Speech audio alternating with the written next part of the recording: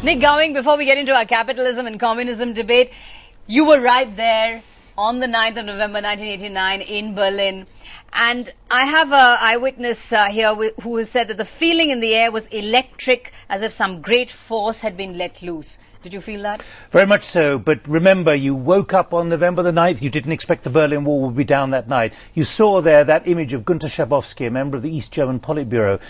I was in the media centre that night in East Berlin. He was handed a bit of paper which instructed him to give an announcement that the Berlin Wall would be open, that members of the East German public could one day go through. But it all took off, and it got out of control, and literally within minutes, people were trying to get through from the east to the west. It was a cock-up theory of history. But I was also, a few weeks earlier, alongside Gorbachev, as far as I am from you, and Erich Honecker, then the East German leader, beside the Tomb of the Unknown Soldier. And there was Gorbachev haranguing Honecker in public, saying, this has got to end. So it was inevitable. But when you woke up on November the 9th, you did not believe that the wall would be down that night. It was inevitable, you say, but at the same time, the authorities didn't seem to know what to do, because you have your own report where you said that, in fact, you heard a guard saying, what should we do? What should we do? Shall I shoot them? Shall I shoot them? Yes, I was in East Berlin, and there was confusion.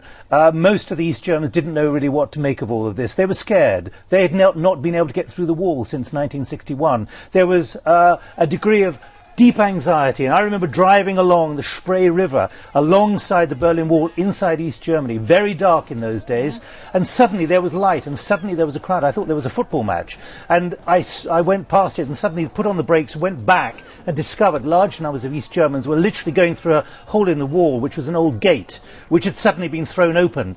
I then, later in the evening, just after midnight, did something which, in retrospect, was very dangerous to do. We actually climbed into no man's land, into the minefield, where we believed there were the automatic guns and so on, at the top of the Unter den Linden, which is the central street of East Berlin. I climbed in with my cameraman just after midnight, and we walked towards the Brandenburg Gate. You saw it there in the video. And we were with the border guards walking towards the wall, which bent in a large arc on the other side of the wall, on the west side of the wall, and there were large numbers of Wesses sitting up there. I was with the captain, with the border guards, and we were filming, and I was thinking this could be my last few minutes, alive, because there was the captain on his phone demanding, or his radio, demanding orders. What are these people? They're about to invade our country. Shall I shoot them? Shall I shoot them? And this went on for about 15 minutes. We were filming it, and after about 15 minutes he burst out laughing. I'd been covering Eastern Europe for 9 years by that stage, and for me that was the end of the communism, because no one was giving orders.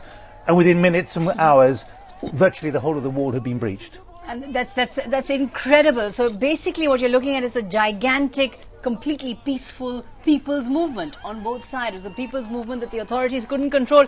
D. Raja of the Communist Party of India, a people's movement brought down communism. What does that say for the communist system and its ability to deliver welfare, its ability to deliver riches? Here were people who voted with their feet and brought communism down by an act of popular will.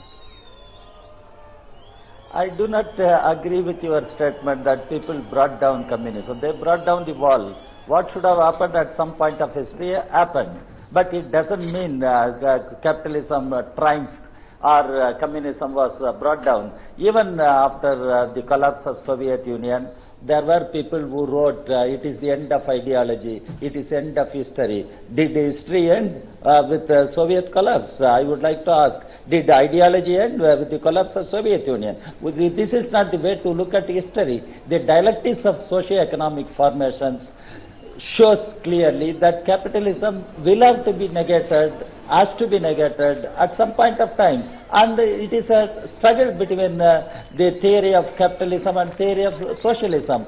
What happened in Soviet Union or what happened in East Europe is nothing but collapse of a particular model of socialism. It doesn't mean socialism has failed or socialism has no future.